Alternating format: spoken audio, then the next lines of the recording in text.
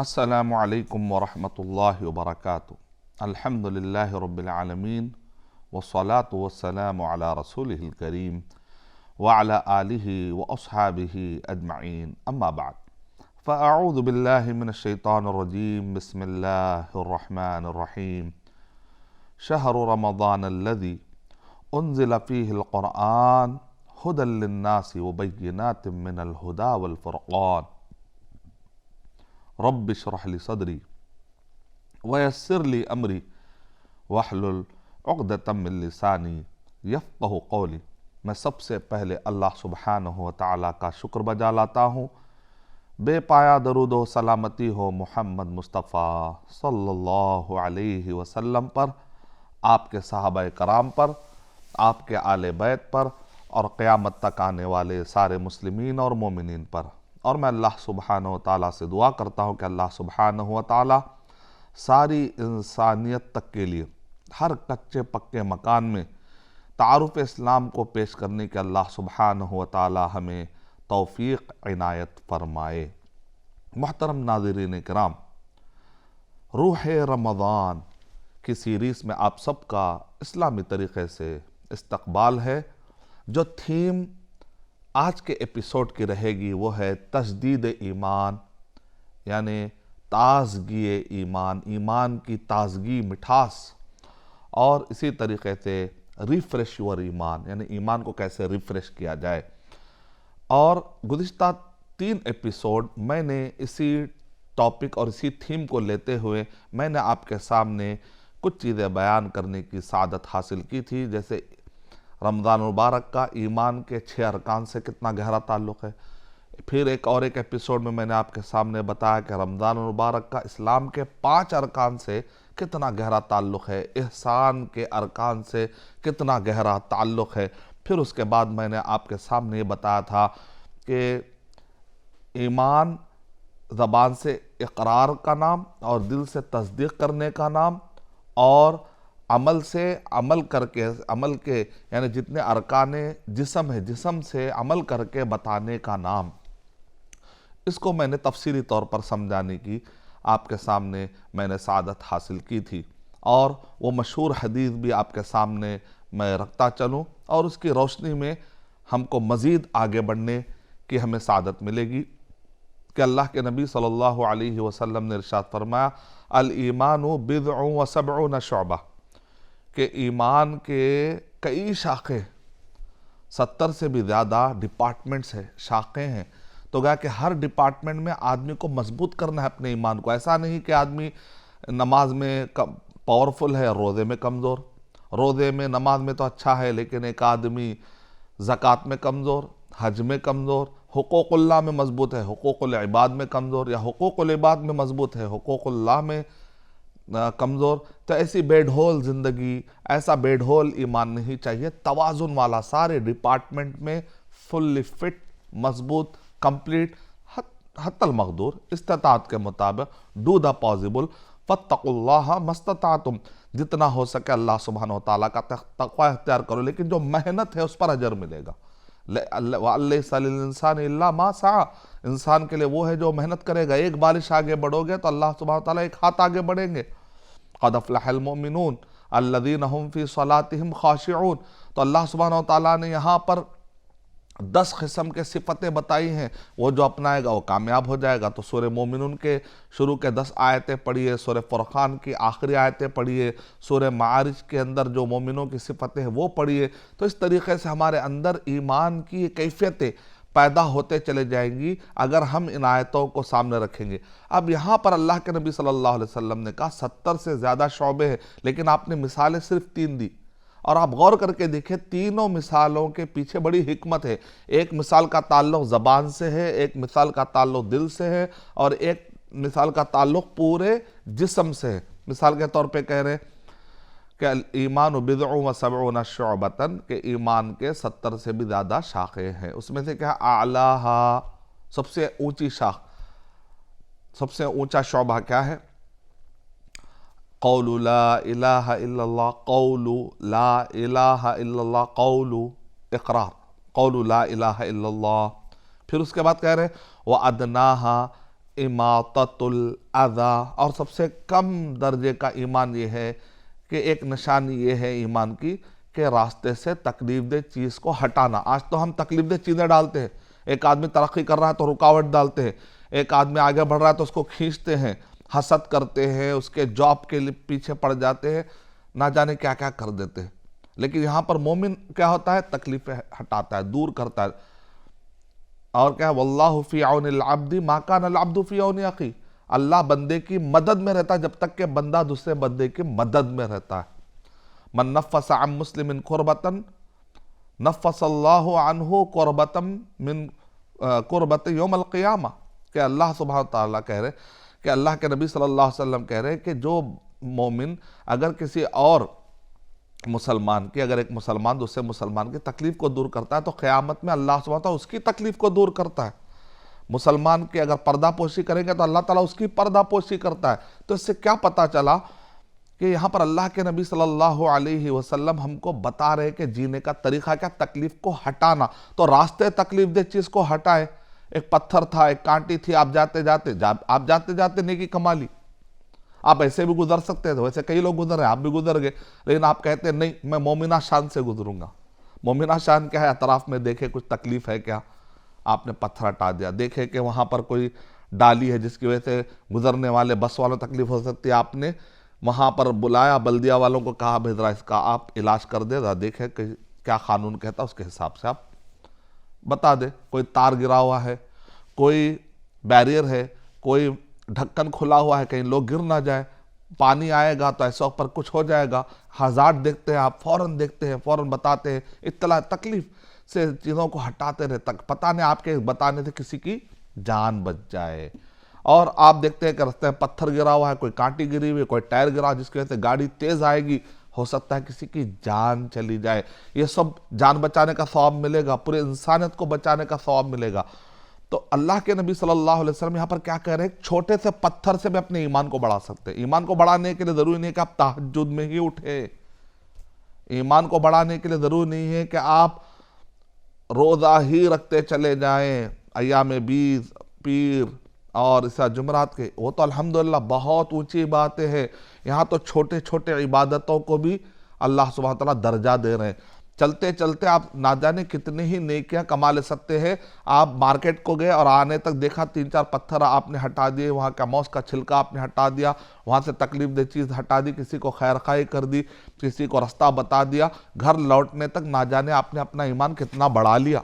تو یہاں پر آپ دیکھیے عمل، پہلی جو مثال اللہ کے نبی صلی اللہ علیہ وسلم نے 70 میں سے صرف 3 مثالیں دی۔ ایک کا تعلق قول، اقرار باللسان، قول زبان سے تعلق، قول لا الہ الا اللہ، اور راستے تکلیف دہ چیز کو ہٹانا عمل سے اس کا تعلق ہے۔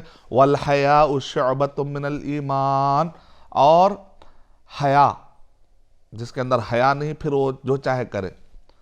اذا لم تستحی فاصنع ما شئت، اللہ کے نبی صلی اللہ علیہ وسلم نے دھمکی بھرے انداز میں کہا کہ اگر تم حیا نہ رکھو تو پھر جو چاہے کر لو۔ مطلب یہ کہ آدمی جو چاہے کر سکتا ہے، آدمی حیا چلی جائے اس کے اندر تو اس کے بعد سارے گناہ اس کو ایزی لگنے لگتے ہیں۔ اللہ تعالیٰ ہم کو ایسی بے حیائی سے بچائے، بے مروتی سے بچائے۔ اللہ سبحانہ تعالیٰ اس قسم کی کیفیت سے بچائے کہ آدمی کا ایمان یہ لیول پر گر جائے کہ دوسرے گناہ اس کے لیے آسان ہو جائے۔ اللہ ہمارے اندر ایمان کی وہ کیفیت بڑھا دے کہ گناہ کرنا مشکل نظر آئے ہم کو، یہ کیفیت اللہ تعالیٰ بڑھا دے تاکہ ہمارے ایمان کی حفاظت ہوتی رہے۔ تو والحیاء شعبۃ من الایمان، یہاں پر کون سی مثال دی جا رہی ہے؟ حیا کا تعلق ہے قلب اور دماغ، فکر سے اس کا تعلق ہے، قلب اور دماغ، اس کی سوچ۔ آدمی کی جیسے سوچ ہوتی ہے ویسے اس کا عمل ہوتا ہے۔ حیا والا رہے گا کام بھی حیا کے کرے گا، حیا اندر نہیں رہے گی تو اس کے عمل میں بے حیا نظر آئے گی، ننگا پن نظر آئے گا، وہ اپنے آپ کو سوقی انداز میں، بازاری انداز میں دن بدن گرا لے گا، شخصیت کو گرا لے گا۔ تو یہاں پر 3 چیزوں کی جو مثالیں دی گئی، گزشتہ ایپیسوڈ میں نے آپ کو تفصیل سے بتایا تھا کہ جو منافقین ہوتے ہیں کہ وہ اوپر سے بڑے اقرار میں مضبوط اور اندر سے کمزور، وَمِنَ النَّاسِ مَن يَقُولُ آمَنَّا بِاللَّهِ وَبِالْيَوْمِ الْآخِرِ وَمَا هُم بِمُؤْمِنِينَ کہہ کر اللہ تعالیٰ نے رد کر دیا، کہا یہ ایمان کی ضرورت نہیں۔ ابو طالب دل سے مان رہے ہیں میرا بھتیجا جو ایمان لایا بڑا زبردست ہے، یہاں تک کہ کہہ رہے ہیں کہ سورج کوئی بھی لا کر اگر رکھ دو تو میں قبول ٹس سے مس ہونے والا نہیں ہوں، میں تائید کروں گا۔ شعیب ابی طالب میں تکلیفیں برداشت کر رہے ہیں، بچے کے خاطر سوشل بیک آؤٹ ہو رہا ہے، لیکن زبان سے اقرار نہیں کر رہے۔ اللہ تعالیٰ نے یہ بھی قبول نہیں کیا۔ اللہ کو کون سا ایمان قبول ہے؟ اقرار، تصدیق، دل سے بھی مانے، زبان سے بھی اقرار کرے اور عمل سے بھی کر کے بتائے۔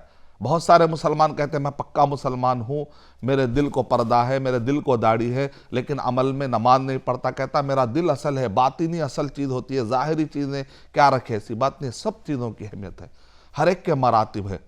اقرار کی بھی اہمیت ہے، تصدیق کی بھی اہمیت ہے، عمل کی بھی اہمیت ہے۔ کھلواڑ مت کیجیے، اپنے ایمان سے کھلواڑ مت کریے۔ مختصر لفظوں میں یہی ہے باٹم لائن۔ تو تجدید ایمان، تو رمضان مبارک آیا ہے اپنے ایمان کو مضبوط کرنا ہے، تجدید کر لینا ہے، قوی کر لینا ہے، تازہ کر لینا ہے، اور نیک لوگوں کی صحبت میں، علم کی صحبت میں، قرآن مجید اور صحیح حدیث کے ساتھ لائف گزارنا۔ صرف قرآن مجید صحیح حدیث پڑھنا نہیں ہے۔ ایک آدمی نے کہا میں نے کتابوں کے ساتھ لائف گزاری ہے، لائف گزارنا ہے۔ لائف گزارنے کا مطلب ہے کہ رچ بس جانا، وہ قرآن مجید صحیح حدیث کو اپنے زندگیوں میں ڈھالنا ہے۔ یہاں تک کہ عائشہ رضی اللہ تعالیٰ عنہ نے کہا اللہ کے نبی صلی اللہ علیہ وسلم چلتا پھرتا قرآن تھے۔ جیسا شاعر نے کیا یہ خوب کہا، یہ راز کسی کو نہیں معلوم کہ مومن، یہ راز کسی کو نہیں معلوم کہ مومن، قاری نظر آتا ہے حقیقت میں ہے قرآن۔ لو انزلنا هذا القرآن على جبل لرأيته خاشعا متصدعا من خشية اللہ، اگر اس قرآن مجید کو ہم پہاڑ پر نازل کرتے تو اللہ کے خوف سے ریزہ ریزہ ہو جاتا۔ یعنی اللہ مثالیں دے کر سمجھا رہے ہیں، اے انسان تیرا دل تو اس سے بھی زیادہ کمزور ہے، پھول کی پتی سے کٹ سکتا ہے ہیرے کا جگر، پھول کی پتی سے کٹ سکتا ہے ہیرے کا جگر، مگر مرد ناداں پر کلام نرم و نازک بے اثر۔ تو اثر لینا ہے، علم، اپنے عمل اور اپنے تصدیق، دل کی کیفیت، زبان کی اقرار اور دل کی تصدیق اور عمل کے ارکان، عمل میں ان سب چیزوں کو مضبوط کرتے رہیں گے تو ایمان بڑھتا رہے، ورنہ ایمان یہ گھٹتا رہے گا۔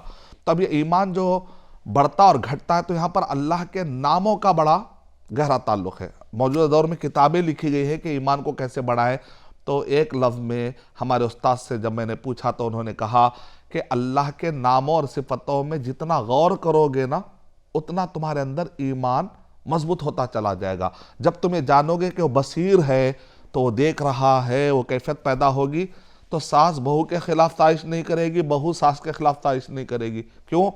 اللہ تو دیکھ رہا ہے نا۔ داماد سسرے کے خلاف نہیں، سسرا داماد کے خلاف نہیں، بھائی بھائی کے خلاف نہیں، بھائی بہن کے خلاف نہیں، پارٹنر پارٹنر کے خلاف نہیں، پڑوسی پڑوسی کے خلاف نہیں، اور اسی طرح چاہے مسلم ہو چاہے غیر مسلم ہو، کسی بھی انوسنٹ، کسی بھی معصوم کو ستانا غلط ہے۔ کسی بھی دھرم کا ہو، آپ معصوم انسان کو بغیر کسی ظلم کے آپ ستاتے ہیں، تکلیف دیتے ہیں، اسلام اس کی اجازت نہیں دیتا۔ انسانیت، ہمدردی، شفقت، محبت، احترام انسانیت، ٹالرنس، ایک دوسرے کو آپ جب تک احترام نہیں کریں گے، اخلاق نہیں بتائیں گے، تب تک آپ کے پیغام اسلام کو کیسے سمجھے گا؟ تو مطلب یہ نکلا کہ سارے چیزیں آدمی کو اپنے اندر، یہ سب چیزیں کب پیدا ہوں گی؟ جب اس کو تصور ہوگا کہ اللہ سبحانہ و تعالی مجھے دیکھ رہے ہیں، تو وہ چھپ کر بھی اور دکھا کر بھی کبھی بھی کوئی ایسے کام نہیں کرے گا جو کہ حقوق اللہ یا حقوق العباد کے خلاف ہو۔ جب آدمی یہ تصور کرے گا کہ سمیع، اللہ سبحانہ و تعالی سننے والا ہے، غیبت نہیں کرے گا، چغل خوری نہیں کرے گا۔ وہ جس کی تم غیبت کرے وہ تو آدمی نہیں سن رہا، لیکن اس آدمی کو پیدا کرنے والا اللہ سبحانہ و تعالیٰ تو سن رہا ہے۔ اللہ کو کتنی تکلیف ہوتی ہوگی، اس کے بندے کے بارے میں آپ نقص بیان کر رہے ہیں، یہ کالا ہے، یہ گڈھا ہے، یہ کس نے بنایا؟ اللہ نے بنایا۔ گویا کہ اگر کوئی آدمی تکبر کر رہا ہے اور تکبر کر کے کسی کے اندر کمی نکال رہا ہے، گویا کہ وہ اللہ کے مخلوق میں عیب نکال رہا ہے، تو تکبر کرنے والا کر رہا ہے، اللہ کے عیب میں نقص ٹٹول رہا ہے۔ تم کون ہوتے ہو؟ تکبر کی یہ صفت اللہ کی ہے۔ اللہ نے جس کو چاہے کالا بنا دے، اللہ نے جس کو چاہے لنگڑا بنایا، اس کی حکمت ہے۔ پاگلوں کو دیکھنے سے عقل والوں کو شکر ادا کرنے کا جذبہ آ جاتا ہے۔ پیر نہیں ہے، اس کی وجہ سے ایک انسان دوسرے بہت سارے سبق لیتا، ہو سکتا ہے کہ وہ ہم سے پہلے جنت میں چلا جائے اور ہم پیر رکھ کر اتراتے ہوئے جہنم میں چلے جائیں۔ وہ آنکھ نہیں ہے، وہ آدمی کو احساس ہے، ہو سکتا ہے کہ وہ اس سے سبق لے، اس کو پازیٹیو اگر لے۔ وہ اندھا، کئی اندھے تو حافظ ہیں، کئی اندھے تو مفتی ہیں، تاریخ میں کئی اندھے تو بڑے بڑے انہوں نے فیصلے کیے، اور دنیا کے اندر ان کے رہنمائی کے اندھے تھے، انہوں نے ایسے ایسے فتوے دیے، ان کی رہنمائی کہتے ہیں لاکھوں زندگیاں بن گئی۔ اور وہ آنکھ والا آدمی اگر وہ اندھے والے کو گرائے گا تو وہ آنکھ سے دیکھتا ہے جہنم میں بھی چلا جائے گا، ایک دن وہی آنکھ سے وہ آگ بھی دیکھے گا، کیا فائدہ؟